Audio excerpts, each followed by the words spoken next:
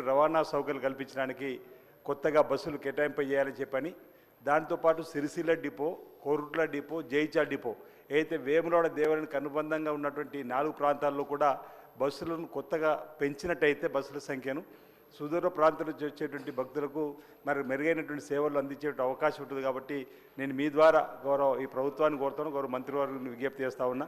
వారు ఈ బస్సుల సంఖ్యను పెంచవలసిందిగా ఈ సందర్భం కోరుతూ, వేములవాడ నుంచి కోరుట్లకు, కోరుట్ల నుంచి వేములవాడకు రాత్రి బస్సు 7:40 ఆఖరి బస్సు ఉండడం వల్ల అనేక మందికి ఇబ్బందికరమైన వాతావరణం ప్రజలకు ఉందని అంటారు. కాబట్టి అది 8:30 వేములవాడ నుంచి కోట్లకు, కోట్ల నుంచి కూడా 8:30 వేములవాడకి వచ్చే బస్సులు సౌకర్యాన్ని పెంచాలని చెప్పని ఒకటి. హైదరాబాద్ నుంచి పోయే బస్సులు కూడా ఆ ప్రాంతానికి రాత్రి తర్వాత వస్తలేవంటూ దాన్ని కూడా ప్లాన్ ప్రకారం ఇవ్వాలని చెప్పని మంత్రి గారిని కోరుతూ, ఈ సందర్భంగా మరి రెవెన్యూ శాఖ మంత్రులు పొంగులేటి శ్రీనివాసరెడ్డి గారికి ఇంత ప్రశ్నలో నాకు అవకాశం ఇవ్వాలని కోరిన.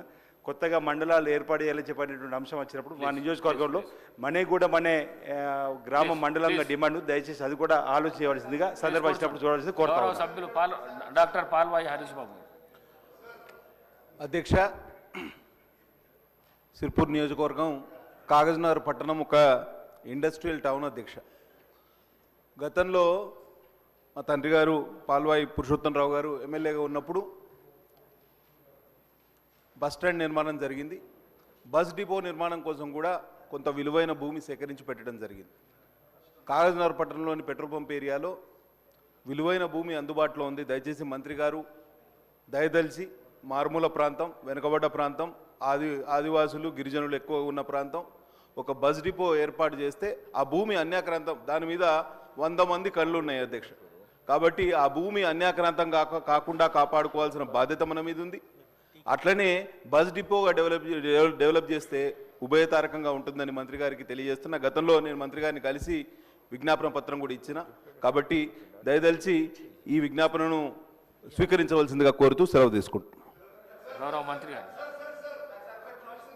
సార్ అధ్యక్ష, గౌరవ సభ్యులు అడిగినట్టుగా, పెద్దలు చెన్నూరు శాసనసభ్యులు అడిగినట్టుగా వారి బస్ డిపోకు సంబంధించి గతంలోనే డిఎంఎఫ్టీ కింద ఫండ్స్ ఇచ్చిన ప్రాసెస్ ఉంది. కోర్టు స్టే వెకెట్ చేయడానికి కూడా మా డిపార్ట్మెంట్ మరొకసారి దాన్ని పునఃసమీక్షించమని కోరుతూ, తొందరలోనే కోర్టు స్టే వెకెట్ కాగానే బస్ డిపో నిర్మాణం చేస్తామని చెప్తూ, నూతన బస్సు రూట్లకు సంబంధించి వారు ప్రస్తావించినారు. వారి దగ్గర లిఖితపూర్వకంగా తీసుకొని వాటన్నింటినీ పరిశీలించి ఆర్టీసీ బస్సులో ఏర్పాటు చేస్తారు అధ్యక్ష. తర్వాత గౌరవ వేములవాడ శాసనసభ్యులు అడిగినట్టుగా, వేములవాడ రాజరాజేశ్వర స్వామి అంటే చాలా ఒక దక్షిణ కాశీ లాంటి టెంపుల్, శివరాత్రికి సంబంధించిన జాతర వస్తుంది. ప్రత్యేకంగా ఎప్పుడు కూడా జాతరకు బస్సులు నడుపుతాం. అదేవిధంగా భక్తుల సంఖ్య పెరుగుతున్న దృష్ట్యా రోజువారీ కూడా బస్సులు నడిపేటువంటి ప్రక్రియలో ఇప్పటికే ఆ సంబంధిత జిల్లా శాఖ మా అధికారులందరికీ కూడా సూచనలు చేయడం జరిగింది. దాంతోపాటుగా వేములవాడ, కొండగట్టు, ధర్మపురి 3 టెంపుల్ పక్కపక్కనే ఉంటాయి.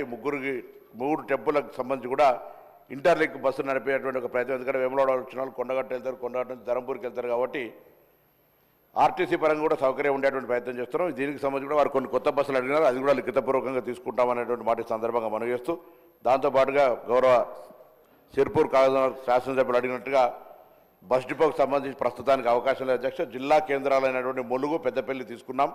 ఇప్పటికి కూడా రాష్ట్రంలో ఒక పాలసీగా జిల్లా కేంద్రాలు, ఎందుకంటే దాదాపు 10-12 ఏళ్ల కిందనే డిపోలు తప్ప కాలేదు. కాబట్టి ప్రస్తుత పరిస్థితుల్లో డిపో ఏర్పాటు వెంటనే చేయలేం, కానీ పరిశీలనలో ఉంటుంది. తప్పకుండా స్థలానికి సంబంధించి మా శాఖ అధికారులకు ఏదైతే ఇప్పటికే మీరు స్థలం ఆర్టీసీకి డిపో కొరకు తీసుకున్నారో దాన్ని రక్షించుకుంటాం. దాంతోపాటుగా కొత్త రూట్స్కు సంబంధించి కూడా వారిని పరిశీలన చేస్తామనే మాట మనం చేస్తూ, ఆర్టీసీకి సంబంధించి 2-3 అంశాలుగా ఈరోజు ఆర్టీసీ 1958లో పెట్టిన తర్వాత అధ్యక్ష, తెలంగాణలో మనం 2014 బైఫర్కేట్ అయిన తర్వాత ఆనాడు 58,000 మంది ఉద్యోగస్తుల సంఖ్య ఉంటే, ఇప్పుడు మేము 2023 డిసెంబర్కి వచ్చే నాటికి 40,000 మంది ఉద్యోగస్తులు అయిపోయినారు అధ్యక్ష. దాని తర్వాత బస్సుల సంఖ్య కూడా అప్పటికొక కరోనా కావచ్చు సమ్మె సందర్భం లోపల బస్సుల సంఖ్య తగ్గించినారు.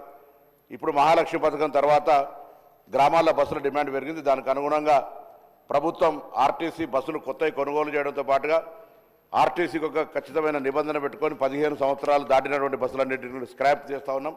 అటువంటి బస్సుల రిప్లేస్మెంట్కి సంబంధించి కొత్తగా ఒక 1000 బస్సులు ఆర్డర్ చేయడంతో పాటుగా తెలంగాణ